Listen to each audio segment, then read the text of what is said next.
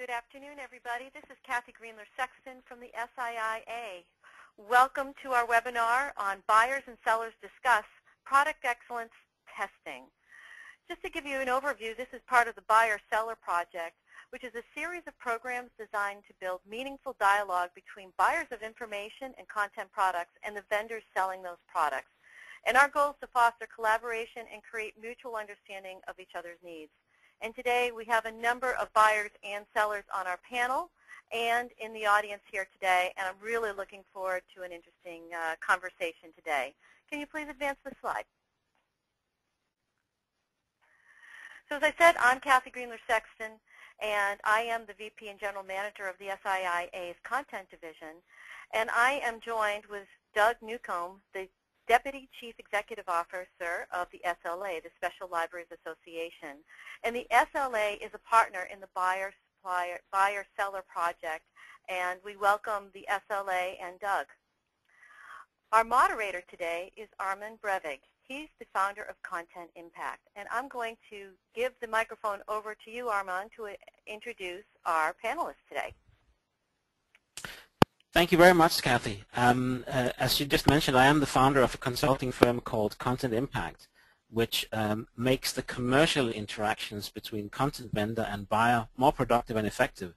In other words, we help buyers buy better and sellers sell better. And before I launched Content Impact, I've worked on both the vendor and the buyer side of the content world. I've been the Global Director of Sales for Reprints Desk, which is a document delivery and reprints company.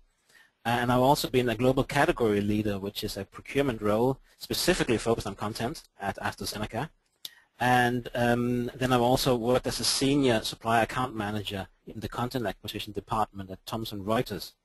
But enough about me. We have three great speakers lined up for you today, and they will talk about trials from three different perspectives. First of all, the perspective of a consulting firm supporting the content industry. Secondly, the perspective of a seller. And finally, the perspective of a buyer. So our first speaker is Robin Neidorf. She is the VP of Research at FreePint, which is a company that publishes practical articles and reports about information practice, content, and strategy. And as part of their core services, FreePint conducts a lot of trials, and therefore Robin is going to talk to us about the trial process. Our second speaker is Dave Bowman, who is a VP of Marketing at Cision. He has a lot of experience in the planning and marketing of trials, so he will speak about the necessity to fully understand the user's needs when trialing a product. And he'll also speak about his contribution as a seller to ensuring that a trial is successful. Our third speaker is Kelly Brennan, and she works for McKinsey as a content evaluator. She's going to talk about the process from the buyer's perspective, and will touch upon setting up a trial based on business needs, how to engage trial participants, and which metrics to focus on. I'll now hand it back to Kathy, who will introduce today's agenda. Great. Thank you, Armand. I want to go through a couple of housekeeping things before we get going. First and foremost, please ask questions. All the panelists, we can see your questions as they come in, and we'll be monitoring them. If we can answer them in our various talks, we will, but we will be formally taking questions and answers at the end of the webinar. This webinar will be recorded, and it is also, the slides will be made available via PDF after the webinar.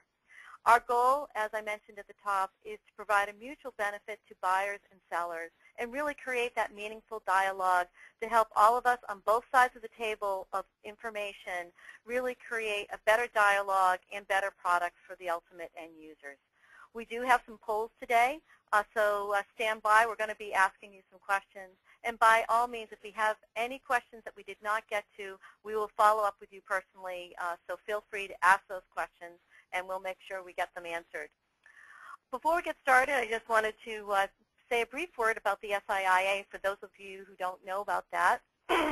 The Software Information Industry Association, we are an information association that covers about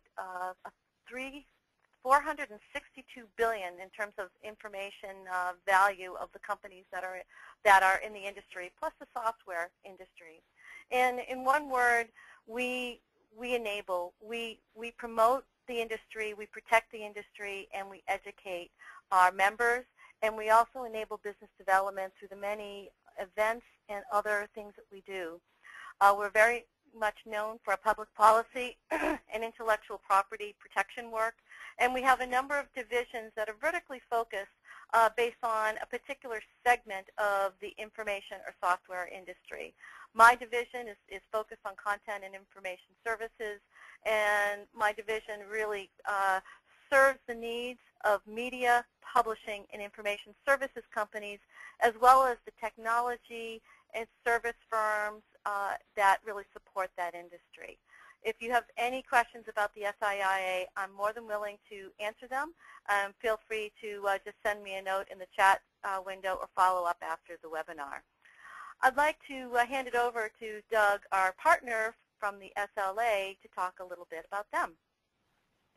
Great. Thank you, Kathy. SLA is the global organization for innovative information professionals and their strategic partners. Our members participate in all aspects of the economy, and members include both information professionals as well as vendors. SLA members are those that collect, analyze, and disseminate trusted information to facilitate accurate business decisions. Our members are the evaluators, testers, and decision makers who purchase the products and services for their organizations. We are pleased to be a partner with the SIIA as we've had the opportunity to be involved in this type of constructive dialogue, addressing the multiple needs between buyers and sellers. Thank you, and we're looking forward to the session. Great. Well, thank you. Well, we're now going to start the meat of the program. Armand, take it away. Thank you very much, Kathy. We are going to proceed with the presentation shortly. Before we do so, I would like to highlight a few themes which our presenters will also expand upon. The first one is about process.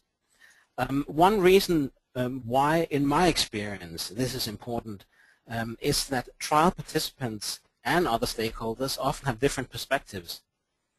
But if you can get everyone to agree on a process, then the outcome and decisions made on the basis of the trial are much more likely to be acceptable to everyone, even those who may otherwise have favored a different solution.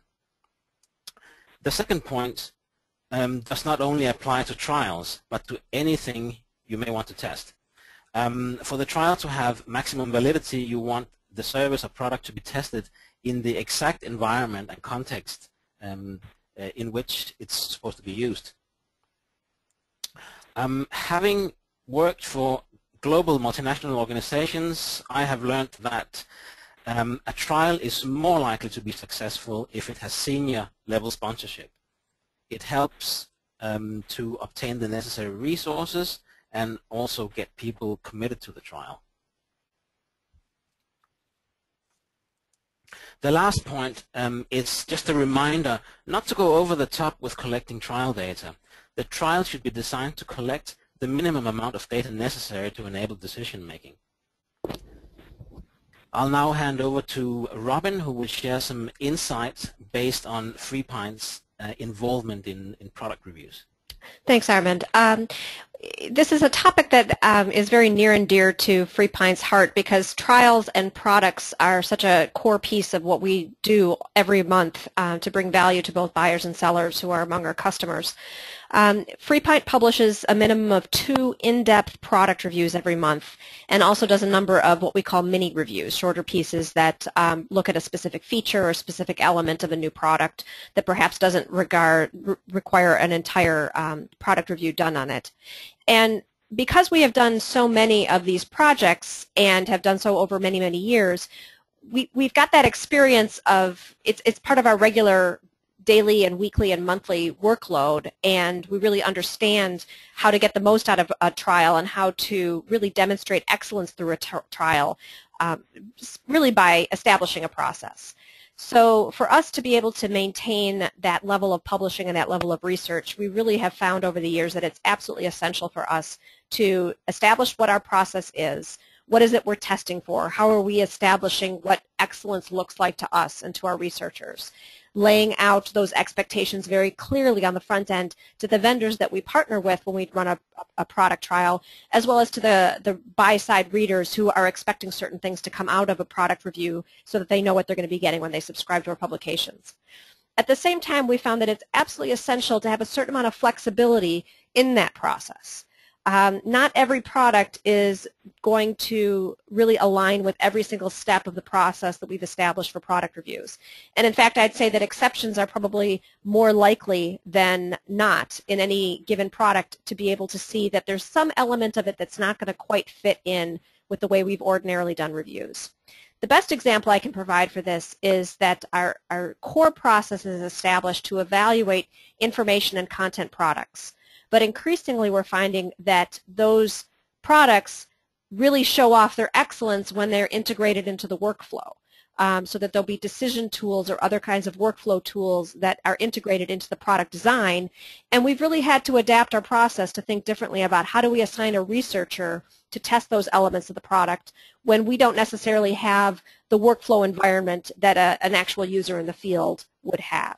So it's that having a set of rules that we want to follow, but then also having a set of criteria for understanding how and when we might break or bend those rules in order to really understand what the product does well. And that brings me to my second point. In the FreePint context, our goal is to identify and describe excellence. Our aim is to look at products and to demonstrate to our audience what the product should do really well. To us, the intention of the vendor really matters. We're not in there trying to find the bugs in a product. We're not in there trying to find ways that the product content set might be inadequate when it gets applied to a problem that the vendor didn't really intend. We really want to demonstrate that we have taken a look at the product according to what the vendor intends that product to do, and then establish whether or not we think that product is an excellent product on its own aims.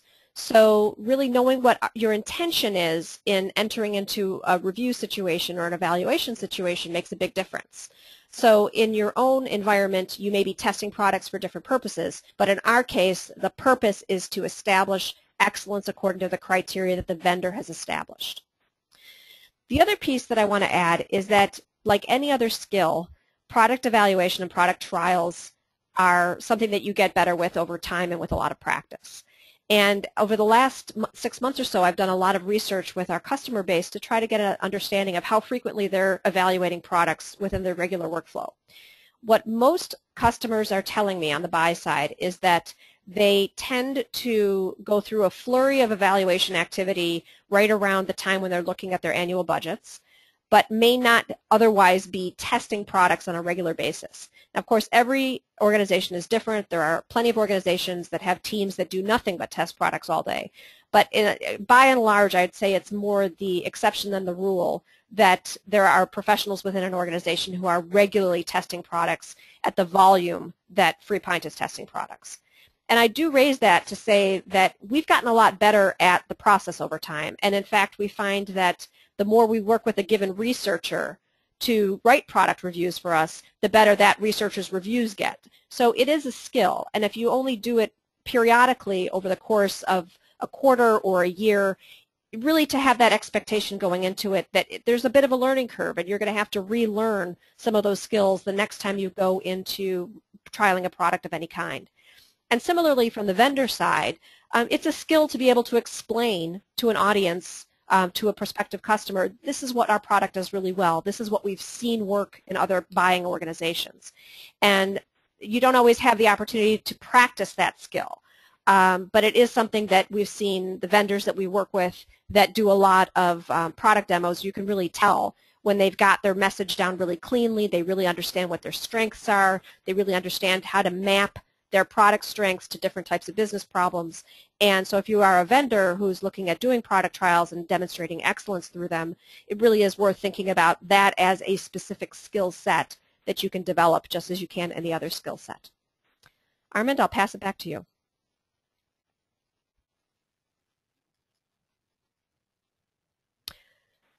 Thank you very much, Robin. We have our first poll coming up, and the poll question is, how helpful are your processes in managing trials to your objectives? So I'll give you a few minutes, perhaps a minute, to respond. You've got the answer options there. No process, but it works for us, is the first option. Then no process, and I wish we had one. Good process, but not as helpful as I'd like. Good process and very helpful. Excellent process, only needs some tweaking.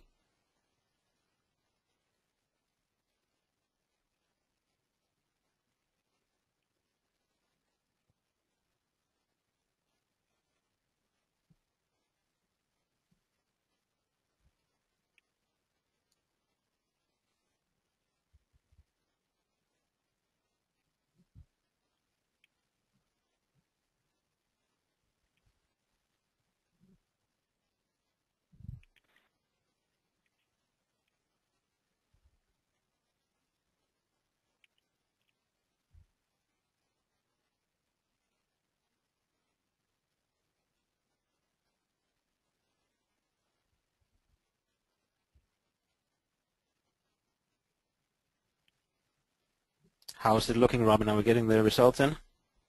Yep, I've just shared them with everyone there. Excellent. All right, so let's have a look at that. Most people have no process, but wish they had one.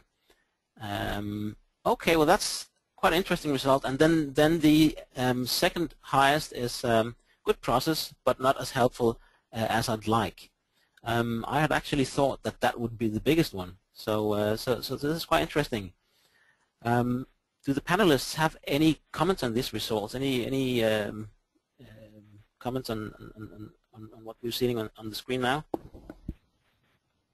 This is Robin. I can share just one quick thing about no process, but I wish we had one. It really doesn't need to be something terribly complicated to develop a testing process. I mean, you can simply lay out 3 steps that you're going to make sure you apply to any product you look at. And it could be, I'm going to look at the content set, I'm going to test 3 sample searches, and I'm going to, I don't know, look at alerts if you're on the buy side, and that could be one way that you could look at it. Don't make it too complicated for yourself. Start with something and then tweak from there. Armand, this is Dave Bowman. Yeah, go ahead. I intend to touch on this when we get to my section of the talk today, but I find it very interesting that the majority of the attendees said they don't have a process and they wish that we had one. And as a seller that is in the practice of providing trials, it's very important as a vendor to establish some sort of context and create some sort of process by which our potential customers create some sort of process and evaluation to help make sure that when they're comparing multiple vendors that we are allowing ourselves as a vendor to position our product in a way that's favorable to the other competitors, in a way that allows our customers to get a true apples-to-apples comparison in their evaluation. Okay. Well, definitely, I can say that the audience is in the right place because we will be talking process here today. So this is great. Dave, I'll now hand over to you so that we can hear about your insight from the seller's point of view. Thank you very much, Armand. I'm Dave Bowman, and I work for a company called Cision. We market and sell software applications for PR and communications professionals. We are in a business where there's a perception that the offering that we have is very much a commodity type service. And it's a challenge that our salespeople face in positioning our product as superior to other options out there in the marketplace. One way that we have the ability to do that and to counteract that perception is by offering trials to our customers. And in order to adequately position the benefits and the competitive differentiators of our service, it's essential that we take a very consultative approach to both the sales cycle and the trial process specifically. In order to do that, we need to start with a very thorough needs analysis of the customers that we're working with, and to understand specifically the different business problems that an organization may be facing, where our software has the opportunity to come in and solve that problem. It does much in the way of, first of all, positioning Cision as an expert in our industry and as a thought leader when it comes to best practices in the PR process. And it also ensures a much more successful trial for both us as a seller and for our customers as they're evaluating our service. We don't presume that there is any sort of knowledge or about our product or the company or even some of the technical terms that we live with on a daily basis here as a PR and communication software service for things like media monitoring. It's important in going through that process of that needs analysis to provide a full scope of capabilities of our program, and that's something that we take care to do on any initial call with a potential customer. To Armand's point about creating trials in context, it's very important for us to set up expectations appropriately for potential customers that are trialing our product. We need to set the expectations that while we intend as much as possible to allow that potential customer to understand what they would experience as an actual customer, that we do not have the ability to invest the same amount of resources and time and setup and training that we necessarily would for our paying customers. But in terms of creating that trial in context, it's very important that needs analysis to draw out what the user is hoping to achieve as a part of that trial so that we can focus our efforts in setup and in training and in follow-through and follow-up on those specific areas of need. As Robin mentioned, intention most certainly matters, and we want to find out what is it that the potential customer is looking to gain out of that trial. What do they need to make sure that we do very well to make sure that they're making an informed buying decision? Pre-trial, part of that needs analysis is basically asking that question, tell me how you're doing this now. Our products are meant to make those PR processes more efficient and effective that professional communicators do as a part of their daily job. And the key question for us is, how are you currently managing that process? And that allows us to find some areas of need and some pain points that a customer or potential customer might currently be feeling without the use of our software application. So we need to uncover that need and identify those pain points, and then the pre-trial presentation, which really serves as kind of a training session for any potential customer who is going to be getting their hands dirty, so to speak, within our application. That presentation is that bridge between the customer needs and our product strengths, and it allows us to sell on the value of our service and not simply on different features of the program, but to create a context for why a particular feature of our program would be beneficial or be of value, as opposed to simply stating, and this application does this and this and this, without creating that value for the customer. So that really lays the foundation for a successful trial. What's very important for us to do as a vendor is to set very clear expectations and guidelines in terms of how the trial will work.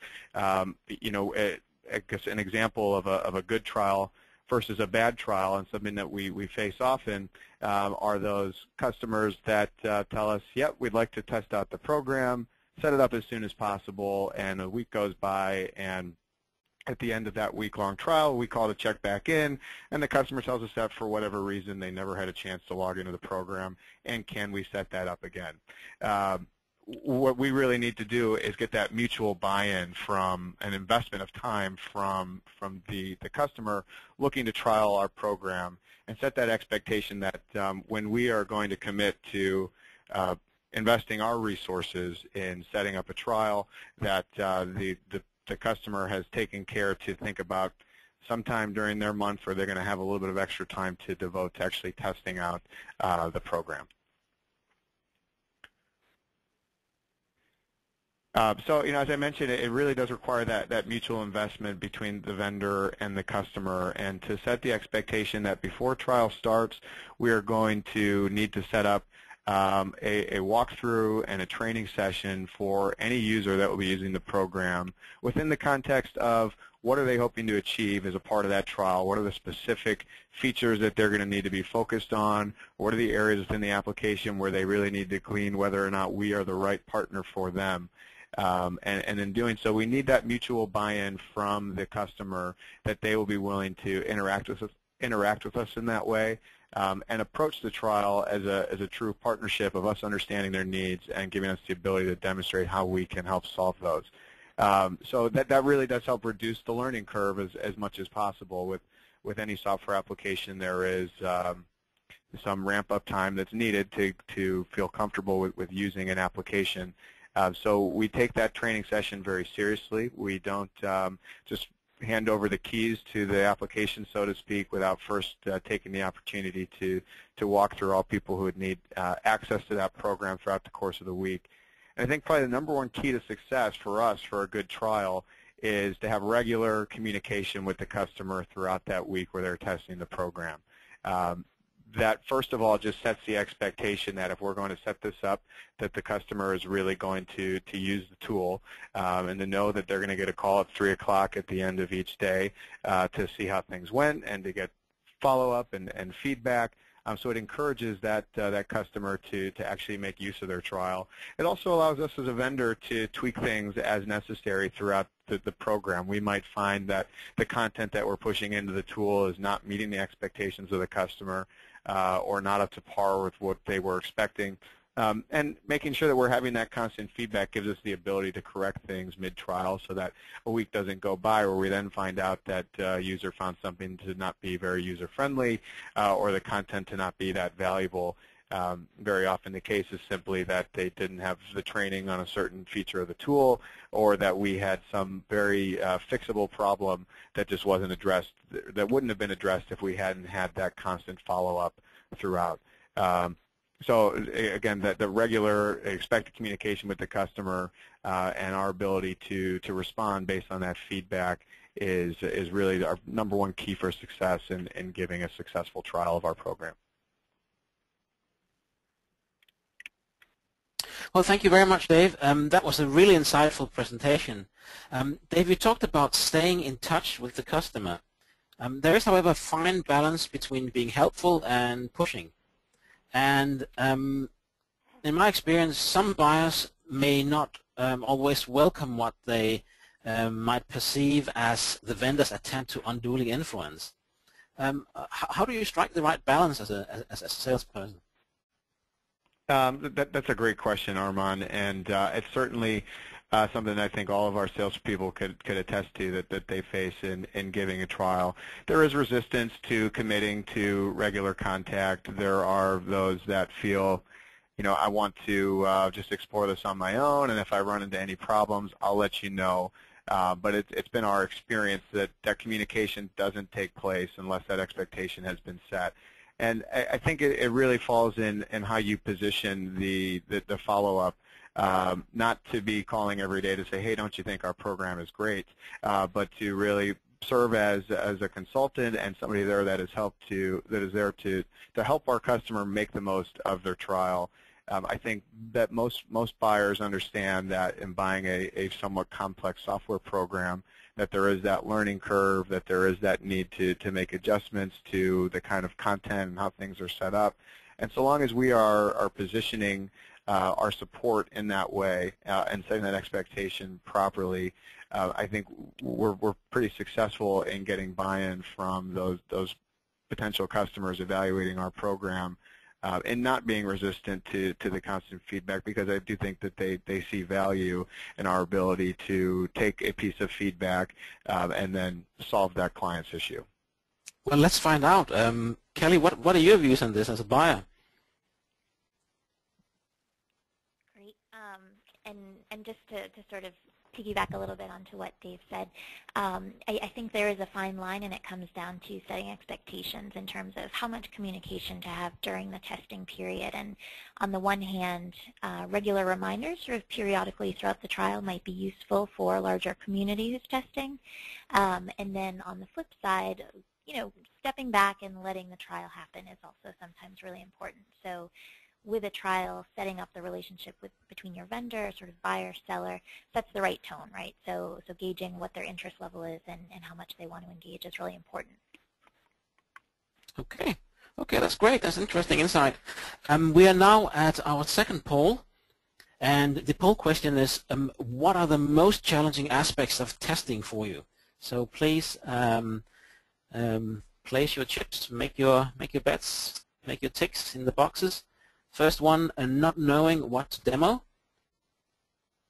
Second option, no time for testing. Third option, steep learning curve on products. Next one, not getting the right people involved. And the last one, an unspecified other.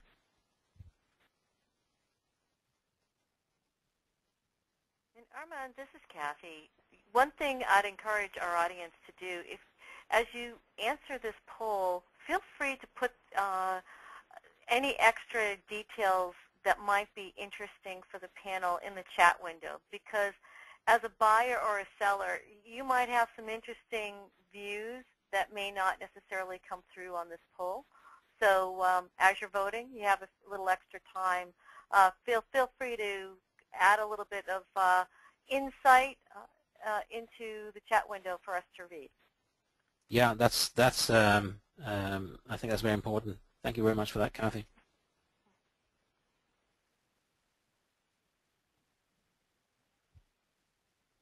Okay, the results are in.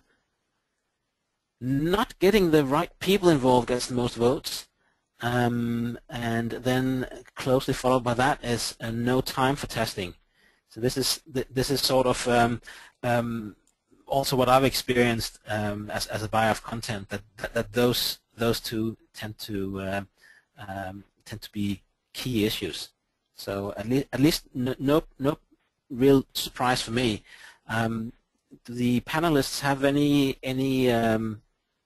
comments to make on this?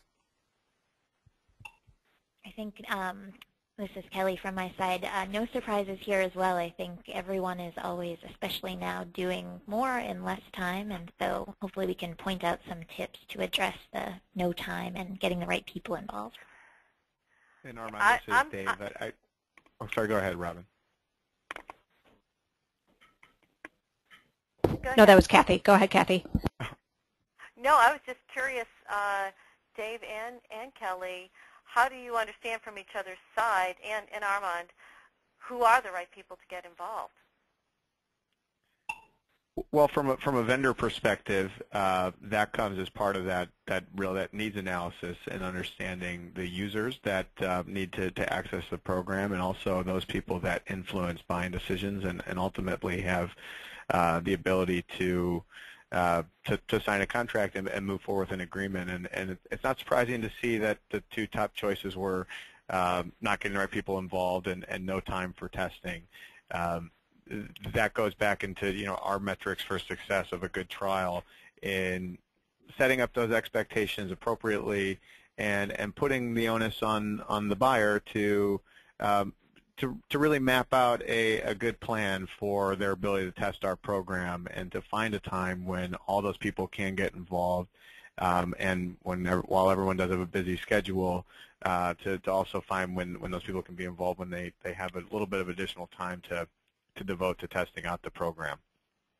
Yeah, I mean, what I've seen in the past is that sometimes the people that get involved, that you can get involved, are the ones who have a little bit of time, So it may not necessarily be those that would use the product the most, but they're available. So it goes a little bit back to what I mentioned at the beginning about sponsorship. If you have the right sponsorship, it's easy to get the right people involved, because then you have that pressure, in lack of a better word, to get people to find the time if it really is important. Yeah, I think just to play out one example, and maybe people on the call can appreciate this, cases where we don't have the right people involved might be where a certain part of our community thinks the tool is really interesting, and so they're the ones who've kind of initially sponsored the trial and started to kick off interest in accessing it. And then they're willing to put in the time. They may already have the time to trial it, but the people who are ultimately affected are either not brought in early enough or are not brought in at all. So always kind of testing assumptions with the people you're working with to understand, where is this tool eventually going to sit within the organization? Are we involving those people who will be affected? Okay, I think that's very good insight. Kelly, I'll now hand it over to you so that you can share your insight a little bit more as a buyer. Great, thanks Armand. Hi again to everyone on the call. So what I'm hoping to represent, obviously, is the buyer perspective, and just sort of a word on my background. I've been with McKinsey for about 8 years in our Knowledge Center, and so I have a pretty good perspective on the different practices that we have in terms of different research for generalist sources, company news information, niche industry sources, healthcare, automotive, marketing, as well as different analytical tools. And so my role is really understanding what our client-driven information needs are, how those affect our research community, and then being able to convey that back with our vendor partners and identify the right solutions. And so in the course of doing so, I am excited to be able to sort of help facilitate a lot of these trials and evaluations. And so in thinking through how to present this today from the buyer side and things that would be helpful for sellers, I've laid out a couple of things. I'll go into a couple of basic trial tips, framing the business need, stakeholder involvement, which we've already addressed as one point of concern, getting the right metrics together, and just recapping what the desired results are. So to kind of kick this off with trial tips, I think one thing that's important to think through is to step back and ask, is a trial really the right tactic? And so when we're thinking about evaluating a product and testing from a broad sense, it's not always necessary to push through with a full trial, whether that's a couple days, a week, a month. One thing to think about is if it's very straightforward, if the pricing is in line with your expectations, the coverage really meets a clear need, then your business case might be made already, and you can start to push the energy that and the resources that you're taking from the people in your community towards actually launching the project. Because what I'm always thinking about, post-trial is we're actually going to implement this service, and who's going to be involved then, and we need to kick off training. And so that's just one thing to think about. And I think realizing the next point is to be aware of user fatigue. Everyone's busy. We've acknowledged that. You need to make sure you're using the right people. Your organization may be engaged in either a lot of existing trials or a lot of ad hoc projects that already shift focus from a business-as-usual mindset. And so I think in thinking through how to set up a trial, it's really important to be wary of user fatigue and set things up in a way that will really address people's concerns. So one quick suggestion I would give to people is that if you are to be really wary of someone who is too busy, and realize that there's always the opportunity to postpone the trial to a time that's going to be more beneficial for both sides and more effective for both.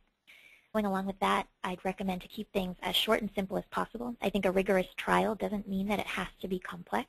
This is where you can avoid long evaluation forms. As we've discussed already on the call, it's important to keep things pretty tailored, and so flexible can sort of factor into making a short evaluation. And then the final point is, from the vendor's side, recognizing that it is a trial, and from your perspective, you're not deploying full resources to set this up like you would for a full paid subscription.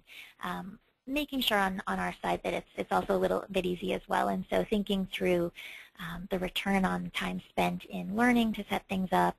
Trial contracts I've seen have been very complex, so trying to make things fairly easy and straightforward from that standpoint. So the next piece to think through, once you've decided, let's go forward with the trial, is take time to frame what the business need is. I think, it's exciting to look through new products. It's exciting to trial things. Regardless, everyone gets something out of it. You're developing an understanding of what's in the market, but how is it really going to impact your business? And I like to frame this as one of three areas. Is it a new capability? Is it something that's substituting an existing service, or is it just a nice to have? And then you're going to tailor the effort that you're spending in evaluating and trialing the product accordingly. Nice to have might be one of those quick evaluations. Maybe it's just a few test questions during a demonstration session. A new capability is going to require a lot more resources, building a lot more buy-in from your stakeholders, and potentially a longer trial with more evaluation criteria. Beyond that, once you have the expectation really laid out, it's important to communicate that on both sides, and I think Dave addressed this as well, right, in the needs analysis. So you want to communicate to your stakeholders, for this trial to be a success, X, Y, and Z need to be proven. So, for example, we need to see that your product delivers this profile for a company in less time than it takes for us to do it manually. And I think if you're the person, I'm always in the position of kind of coordinating these trials. Sometimes I'm recommending the service to others, sometimes they're recommending to me. And if someone's recommending the service to you, I think it's really important to probe on these questions. How important is this? How critical is it in your day-to-day? Show me the, in the realm of questions that you get, is this a big piece or is this a small piece? And that can, again, help you to tailor how much time and effort to invest. Moving on to the people who are actually involved in the trial, so stakeholder involvement. When you think through stakeholder involvement, I tend to see this breaking out into two archetypes, if you will. It's power users and casual users. And you want to adapt the process of your trial to the needs of those two communities. So if you have power users, it's pretty likely that this group is going to be well-versed in the existing tools in the industry. They've probably participated in previous evaluations. They kind of know what should be there. They're also probably more likely to evaluate the strength of what they're using, the content and the tool in context with the pricings. They have they've sort of strengthened that evaluator muscle that Robin alluded to at the beginning of the call. This group probably doesn't need a lot of hand-holding or structured guidance. They're probably not even going to respond to long evaluation forms if you tried to send them. And so just getting them set up with a demonstration or a fairly hands-off trial and circling back with a quick debrief with targeted questions is the best way to go. I think on the other end of the spectrum, not everyone is adept at making these business cases and evaluating how a service fits into their existing workflow. And so getting casual users together sort of in a pre-trial sense to mirror the process that Dave mentioned. What's our needs analysis? What are the questions that we're really trying to answer? How will we structure the trial? Gets people in the mindset of thinking through the evaluation. And then providing them with questions that they can refer back to as they're trialing the product is really helpful. And then following that up with a debrief, possibly in conjunction with power users, is going to give you a really rich set of metrics that we can lead into. So as an example, I think one thing that the buyers get out of trialing products, assuming we're maybe not going to move forward with the product, is that it's a really good learning opportunity. And for those of the people on the call who aren't as experienced in this, just taking part in a trial is a really great way to get a sense from your colleagues how they are evaluating material to test the assumptions that you came up with through the trial against theirs. Okay. So I think that covers stakeholder involvement, and moving on to metrics. So metrics, I think, probably with anything is really important to have a good picture both quantitatively and qualitatively, and that's where usage plus use cases come in. So it's important here to, from the quantitative side, it's great if you're able to get a usage report from vendors that says login information, the user, the date, and some degree of detail on the transaction. Maybe it's the reports that were downloaded, the areas that were searched, that kind of thing. This is important for two reasons. Number one, it helps test on your side that your expectations of a robust trial have actually come true. Is it one user who's using this out of the 5? Are you only using one area of the tool? Is there more room for testing to happen? The second area that it's useful, if this becomes important, is to think through how much demand you're going to have for a tool. I think there's, back to the capability building example, if you're trialing a tool that's fairly new to you, like a lot of the analytics tools on the market are, you may not have a great sense of how to value the return on investment for this product. And so using the trial as a way to gauge the demand for how often you'll use it is going to be really helpful, and using the usage data is one way to do that. The other thing that's important to collect on the qualitative side are some detailed use scenarios. And the way that I like to do this, and that I sort of recommend to everyone on the call, is just to make it informal. Again, I think complexity reduces productivity, and if you make it very difficult for people to test the tool with lots of homework to get back, they're not going to do it. And so putting 20 minutes on the calendar to get everyone together and say, generally speaking, what's your feeling on the tool, and walk me through your process and some sample searches. This helps you to create kind of a day in the life of vignette that you can play back to the vendor, so they can kind of start to internalize what the relative success or failure is of the search. From my side, I also use it as a way to calculate the cost per use case. So if a tool provides a large degree of industry research and we're only using the projects data within the tool and not the reports, for example, it helps us define that the projects data is actually worth this much to us. So taking these two pieces together should really give a clear picture of whether or not it makes sense to invest in the tool and kind of how to move forward. And I think if you start to get to an answer that this tool isn't meeting the needs that you set out, you have a very clear picture of why, and that's something that you can communicate back to the vendor. And so I think the ideal outcome, as we move to the next slide and talk about desired outcomes, is that there is a really clear understanding of how to move forward. So an example might look like, this tool seems to have great coverage globally.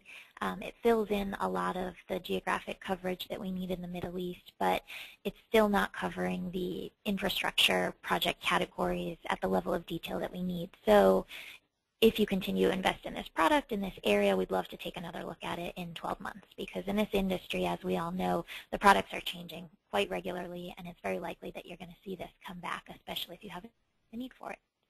So just to wrap things up with the desired outcomes, I think we're all in agreement that we want a definitive yes or no in terms of how to move forward.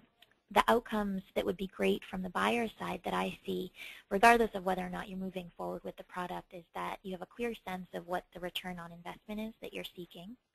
You have a better sense of the product offerings that are out on the market. Your staff has developed more critical skills in evaluating these services, and you've started to establish a good vendor relationship with sort of your counterparts in the industry. And from the seller side, I think it starts to inform a lot of information about buyer behavior, about obstacles that they might face in selling this product to similar counterparts in the industry, other, for example, professional services firms. They start to also get more detailed information that they can feed back to product development, and again, start to mirror a stronger client relationship as well. And so, Armand, I think that wraps up everything from the buyer side. Well, excellent. Thank you very much, Kelly. You really shared some very valuable advice with us. Kelly, I was wondering if you tend to use test scripts to instruct trial participants, and if you do you have any tips around that? Mm-hmm. When I think about test scripts, there's probably a couple, and I probably think of a short version and a long version. The short version, I just say, we'd like to know what you think of the content and the functionality of the tool, and does it make your life easier in some way? And I think that's sort of the simple script, that if people can address those areas, it provides some structure. And then for the longer script, what we tend to do, sort of building out on the business need case, is understanding, how, once you've assessed the coverage and the functionality, how important is this piece of information in your total workflow, in the sort of knowledge map that you're covering, as an example?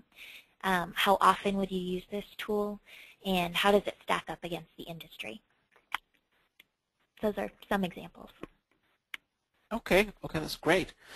We are now almost at the end of the webinar, so I will finish off with some concluding remarks before we go to Q&A. The first one, I beg your pardon? No, I was just going to reinforce we have some questions coming in, so feel free to submit other questions while Armand's just finishing his comments. Yeah. The first point I'd like to summarize around is something that Robin also pointed out, and that's around flexibility. It's necessary to have a flexible, lean trial process in order to be successful. Kelly has illustrated that real effective stakeholder management can make a real difference. This is another good point I think to remember in conclusion. Dave talked about being responsive and being there for the customer during the trial. So in effect, you are testing the vendor as much as you're testing the product. And the last point, not to forget, is that following the trial, you may be moving into a negotiation. So it's really important to make sure that you collect the data that you need in order to support that next phase. And now it is over to you, our audience. So if you still have unsubmitted questions, please submit them now to the panelists via the questions feature on the GoToWebinar, or you can use the chat function. We actually have some questions that have come in. The first question is has to do with getting people involved, especially when nobody has time. That was one of the key things that turned up in our first survey. What are the panelists and your Armand's favorite tips to get the right people involved?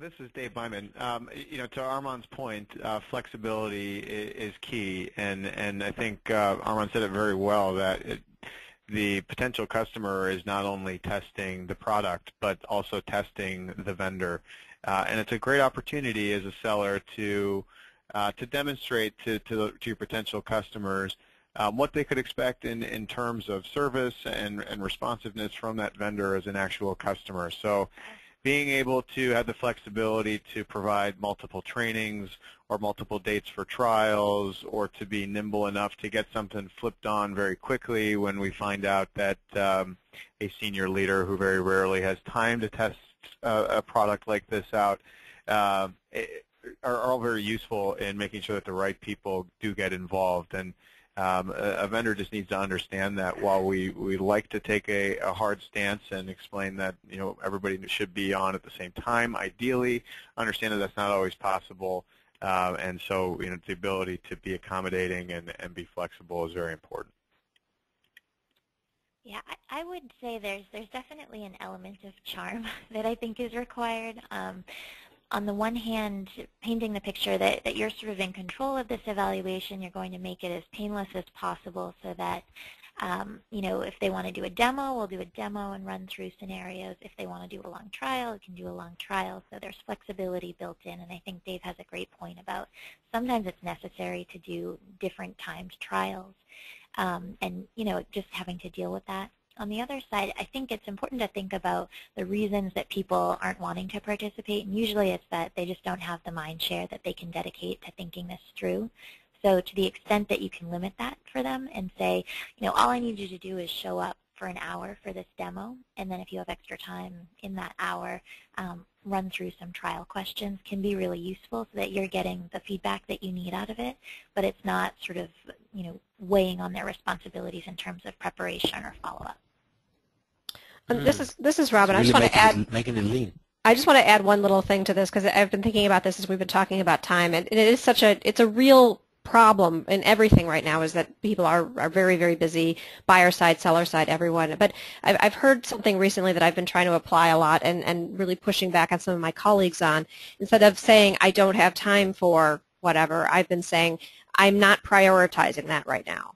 And it really does tend to shift the conversation away from, limited amounts of time to saying, okay, what are the priorities? And if I need to be told, for example, well, actually this product trial needs to be a priority, then we can have a meaningful discussion about what other priorities need to maybe get shifted down if that's the case. Yeah, and I think that's good feedback to take back as an evaluator. If you're the person that's sort of leading the evaluation internally and you're not getting responses back, just saying, the lack of a response is telling in and of itself that maybe this isn't a priority for people, and maybe it's a timing issue, but maybe it's interest as well, and if it's just not there, it's not there. Yep. Well, I have another question, and it's really on the same vein. So clearly getting the right stakeholders seems to be a key pain point for people on this webinar. The question is, how do you get the right involvement when a product is complex and you need a stakeholder involvement such as IT to get involved, set something up to even do the test? I think we all know that IT teams tend to be over-scheduled. How do you manage that? Any tips? Kelly, does that ever come up in McKinsey where you've got a product that needs Yeah. IT's involvement just to even test it? Yeah, definitely. I'm just thinking this through. I think what seems to work really well for me, and this maybe is just personal tips, I try to drop progress notes as they're happening with IT so that they're not surprised by this big effort that they need to invest. So, I'll pass by their office and say, oh, we're trialing this cool product. It looks really great. I think we're probably going to need a server. What do you think about that? And then, so it's in little bits and pieces, and they can start to plan it in. I think that a lot of, our IT teams they're very project-based, and so they have to always slot your issue in among all of those projects. And so if you can kind of get it to a point where once it's actually ready for their action, they already have the context, that can be really useful. The other thing that I would call out as a tip that seems to work really well is distinguishing for the IT community whether it's a proof of concept versus a full deployment, and sort of what the scope of impact is going to be and how critical it is. So, we're testing this product. It's going to be over 3 months. It has the potential to be enterprise-wide, but for now we just need some capability to be able to, kick the tires. And so can they propose a solution that would be, low effort on all sides? Mm-hmm. Anybody else, Dave or Armand or Robin, on that? We have one more question. From the seller's perspective, I would just, I'm sorry. Go ahead. I would just add that, from a sales perspective, making sure that we get the right involvement when there is some form of complex setup really hopefully gets fleshed out with that thorough needs analysis and the ability for us as a vendor to understand as we're hearing from the customer specifically what they need to evaluate or the issues that they have without a process in place that we might provide to be able to identify those areas where we're going to need some additional support on our end or some additional buy-in from our vendor, from our potential customer in terms of getting involved with the right people within their own organization. So that's up to us to set that up ahead of time so that it doesn't catch us off guard at the last minute as we're trying to set up a successful trial. Great. Well, I have one last question before we sign off. Just going around the room, how often should we be thinking about reevaluating an existing product? Just curious, because we definitely have, I'm sure, different opinions on that based on sell and buy side here on the panel. So I'm interested to hear what Dave says. I think anything more than once a year is too much. I'm not a fan of multi-year agreements because I think the content offerings change so rapidly, and just in our industry, our needs change rapidly. So about once a year. And then if it's a service that we've turned down outright, maybe unless they have really critically addressed the feedback that we've given, then maybe it's a couple more years. Well, yeah, I would just say as a seller, obviously we would hope that customers that choose not to use us will have an open mind to taking another look in a year. And I would just point out that at Cision, we make quarterly updates and enhancements and builds to our offering, and our competitors are doing the same. And so to Kelly's point, services are constantly changing and improving, and I think that as a customer, making sure that you're getting the best value and have the right tool for you, it is important to reevaluate, but also understand the the effort that's involved in properly evaluating a service and making a switch when you might be entrenched with a current partner or vendor. Mm-hmm. Well, great. Armand, any insight from your end?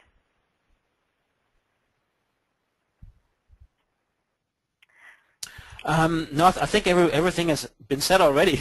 Okay. I think we have such great panelists, so I don't really have anything to add to that. Well, great.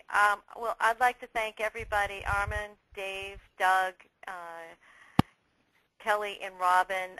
Thank you for a really insightful session today. I'd like to encourage everybody, if you like today's webinar, participate further. There's an email at the end, jhansen, that stands for Jenny Hansen, at siia.net.